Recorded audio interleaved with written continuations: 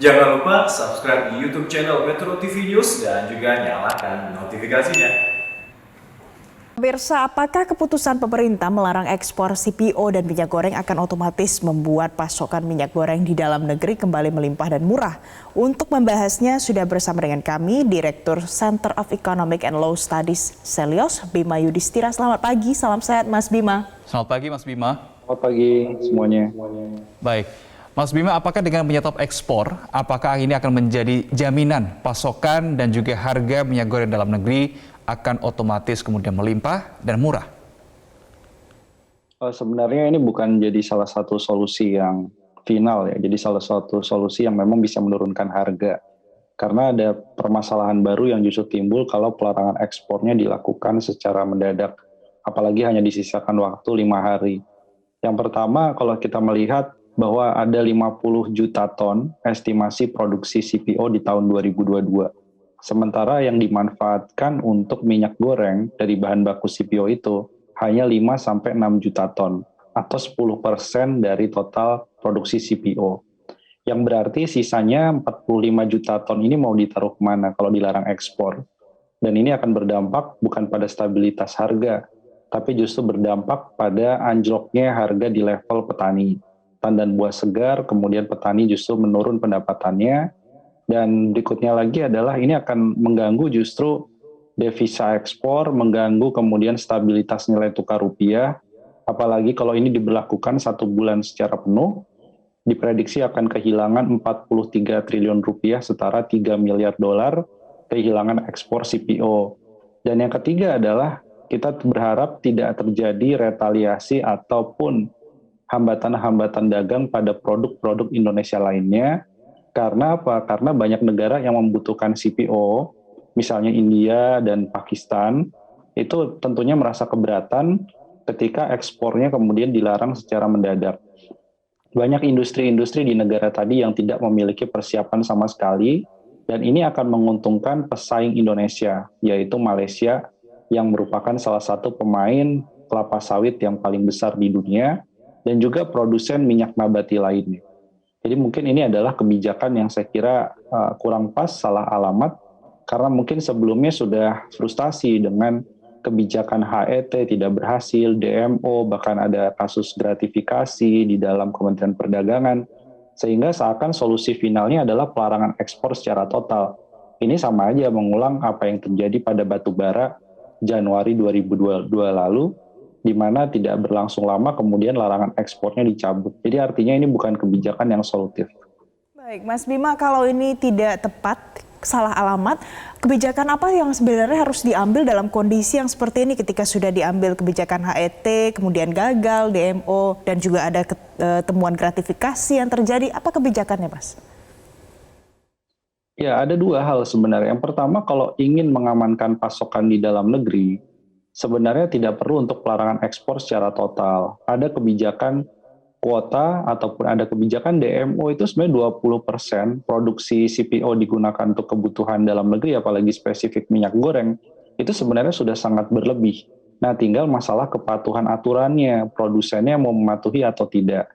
Atau produsennya mau main belakang misalnya dengan melakukan gratifikasi, pendekatan, lobby, sehingga diloloskan ekspornya meskipun belum memenuhi kuota DMO. Kemudian cara lainnya adalah dengan pungutan ekspor yang harusnya ditingkatkan. Sehingga ini membuat para pengusaha kelapa sawit berpikir, kalau ekspor kena pungutan yang lebih tinggi, tapi kalau misalkan di dalam negeri justru tidak kena pungutan ekspor, sehingga mereka lebih mementingkan kebutuhan di dalam negeri. Nah, kemudian yang berikutnya lagi adalah kenapa terjadi kelangkaan? Setelah minyak goreng kemasan yang mahal dilepas di mekanisme pasar, orang bermigrasi kepada minyak goreng curah dan terjadi antrian dan kelangkaan pasokan. Ya ini karena disparitas harga antara minyak goreng kemasan dan curahnya sangat lebar. Sementara yang sebelumnya menggunakan minyak goreng kemasan seperti pelaku industri kecil, kemudian rumah tangga kelas menengah, sekarang banyak mengantri untuk mengambil minyak goreng yang curah karena harganya jauh lebih murah. Jauh lebih murahnya jauh ya, 25.000 versus sekitar 15.000 rupiah per liternya. Nah, artinya yang diperlukan adalah kebijakan untuk harga eceran tertinggi di minyak goreng kemasan diberlakukan kembali. Sehingga itulah salah satu intervensi sehingga tidak terjadi disparitas harga yang terlalu lebar antara curah dan kemasan. Itu sebenarnya solusinya, bukan dengan pelarangan ekspor. Kalau ada perusahaan yang tidak patuh pada aturan, sengaja menahan pasokan atau menimbun, evaluasi saja misalnya HGU lahannya. Karena sebagian besar itu lahannya kan sewa kepada pemerintah, kepada negara, maka dievaluasi saja perpanjangan izinnya diperlukan atau tidak. Jadi sebenarnya cara-cara itu yang harusnya dilakukan ya, kreativitasnya, bukan dengan kebijakan pelarangan ekspor yang sama sekali merugikan bahkan banyak pihak, tidak hanya perusahaan kelapa sawit yang patuh atau petani kelapa sawit, tapi juga ekonomi negara sebenarnya sedang dirugikan kalau kebijakannya terus berlanjut. Iya, Mas Bima, tapi kalau kita lihat datanya dari Agustus 2021, jumlah produksi minyak sawit Indonesia ini kan konsisten turun. Ada penurunan begitu. Apa yang menjadi catatan ini? Apa yang Anda lihat? Apakah ini juga menjadi salah satu penyebab kemudian Indonesia masih tidak mampu sampai dengan saat ini mengendalikan harga dan juga ketersediaan minyak goreng dalam negeri?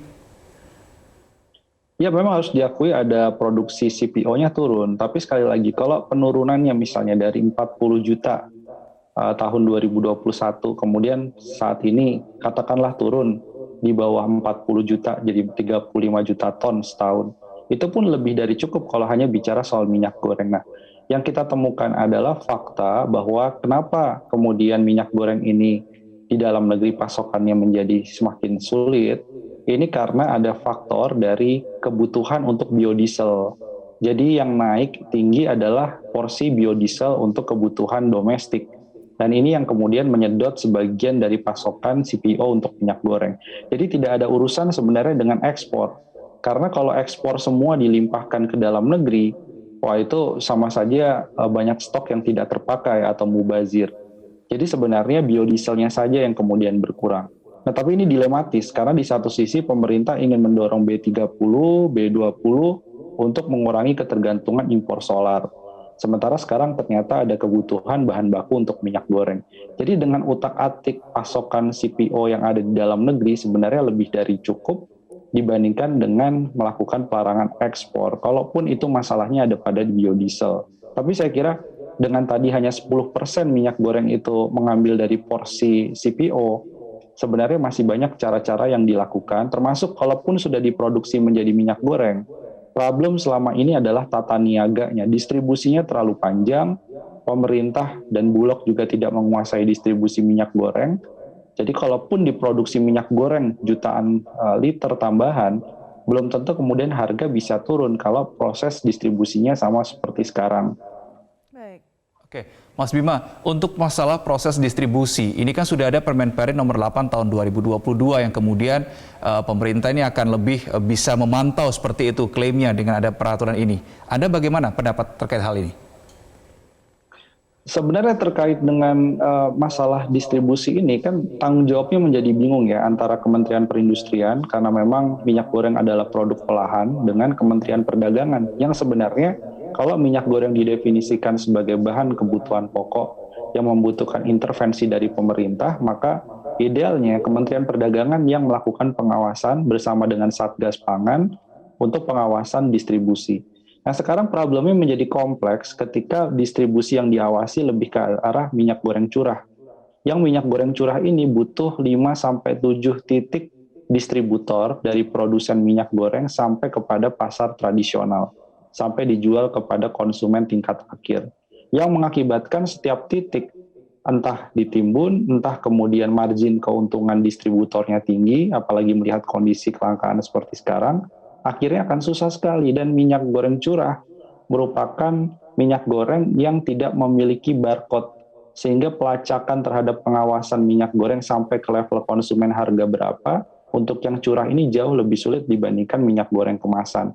Jadi artinya masalah distribusi ini kalau hanya sektoral Kemenperin karena sekarang diberikan amanat untuk subsidi minyak goreng curah, bagaimana dengan minyak goreng kemasannya? Padahal sama-sama kemudian komoditas minyak goreng. Jadi seperti ada ego sektoral antara Kementerian Perdagangan dan Kementerian Perindustrian. Itu yang seharusnya dihilangkan sehingga pengawasannya itu holistik.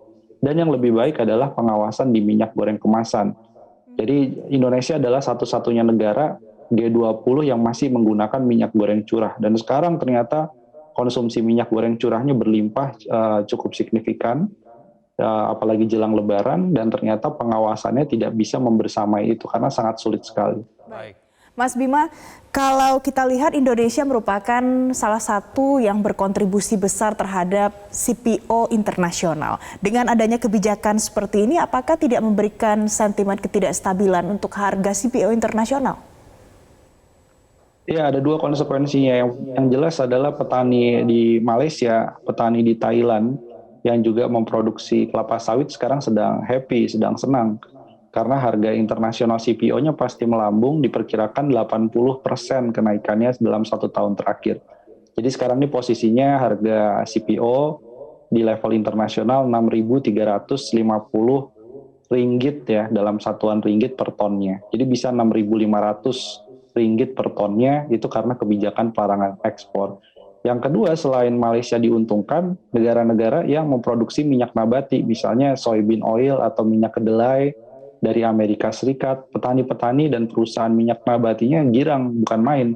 Karena mereka mendapatkan kenaikan harga. Bahkan ketika Pak Presiden mengumumkan, itu kemudian investor dan juga para pembeli itu akan mencari alternatif. Ini selain minyak CPO dari minyak goreng, minyak nabati mana yang siap menggantikan peran dari palm oil atau CPO dari Indonesia. Sehingga langsung terlihat tuh harga minyak nabati dari kedelai, dari jagung, kemudian dari biji bunga matahari, saingan-saingan dari palm oil yang dihasilkan Indonesia, ini semuanya mengalami kenaikan yang cukup signifikan.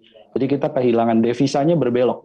Yang harusnya harga CPO internasional berpihak kepada ekspor Indonesia, menghasilkan dolar, ini berbelok kepada para pesaing-pesaing tadi, entah Malaysia maupun pesaing minyak nabati selain dari sawit. Baik.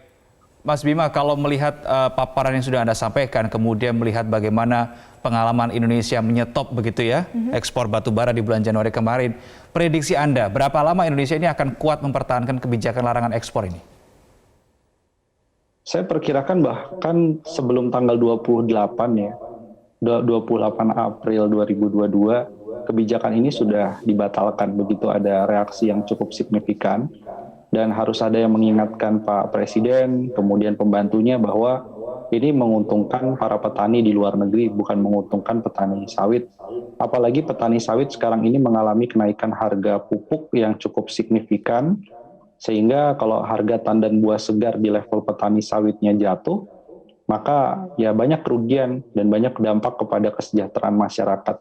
Termasuk tadi stabilitas nilai tukar rupiah, karena devisanya mengalami penurunan, cukup signifikan ya. CPO itu kontribusinya sampai 12%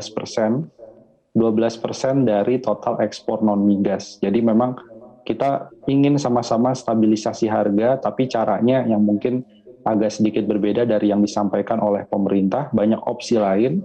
Jadi saya kira kalaupun nekat diberlakukan tanggal 28 April, ini mungkin hanya berumur kurang dari 1 minggu, kemudian langsung dibatalkan kembali.